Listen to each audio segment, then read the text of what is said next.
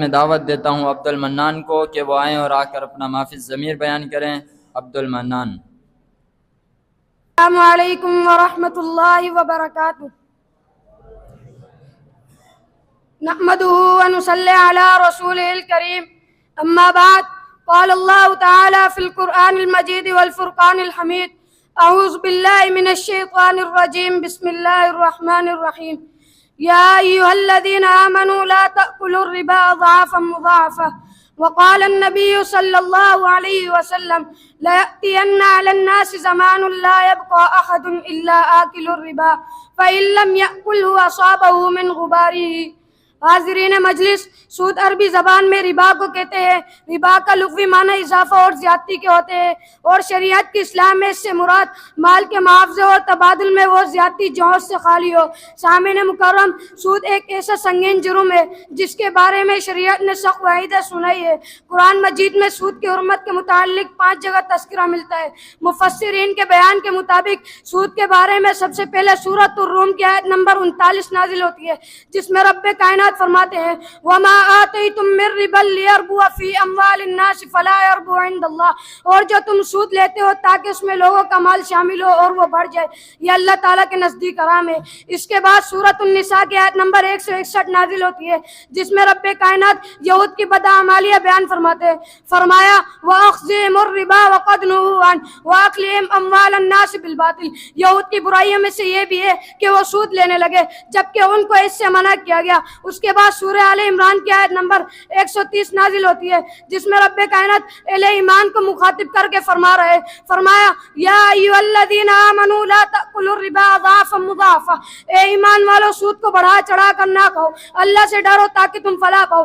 اس کے بعد سورۃ البقرہ کی آیت نمبر 278 اور 79 نازل ہوتی ہے، جس میں رب کائنات فرماتے ہیں یا ایھا الذین آمنوا اتقوا اللہ وذروا ما بقی من الربا ان کنتم مؤمنین فإن لم تفعلوا فأذنوا بحرب من اللہ ورسولہ فإن تبتم فلکم رؤوس اموالکم لا تظلمون ولا تظلمون، اے ایمان والو اللہ سے ڈر جاؤ اور جو تمہارا سود لوگوں پر چڑھا ہوا ہے اسے چھوڑ دو اگر تم مومن ہو، اگر تم نے ایسا نہ کیا تو آگاہ ہو جاؤ، اللہ اور اس کے رسول کا تمہارے خلاف اعلان جنگ ہے۔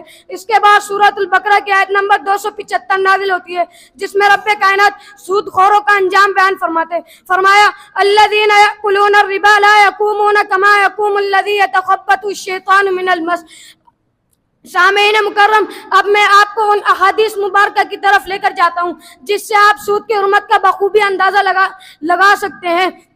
نبی علیہ الصلوۃ والسلام نے سود کی حرمت کے متعلق فرمایا، صحیح مسلم کی روایت ہے، سیدنا جابر بن عبداللہ رضی اللہ تعالیٰ عنہ فرماتے ہیں لعن رسول اللہ صلی اللہ علیہ وسلم آکل الربا ومؤکلہ وکاتبہ وشاہدہ وقالہم سوا، نبی علیہ الصلوۃ والسلام نے لعنت فرمائی سود کھانے والے پر، سود کھلانے والے پر، سود لکھنے والے پر اور سود کے گواہ بننے والے پر، کیونکہ یہ سب کے سب برابر کے شریک ہے سود میں۔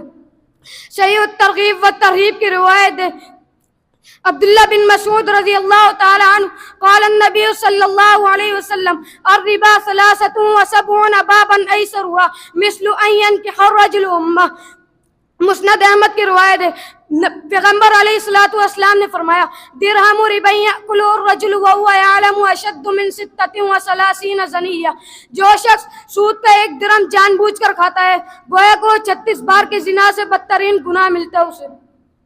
جی وقار دوستو، سود ایک ایسا بھیانک اور سنگین جرم ہے جس کی حرمت کے متعلق پوری امت مسلمہ کا اجماع ہے۔ علامہ ابن قدامہ رحمۃ اللہ علیہ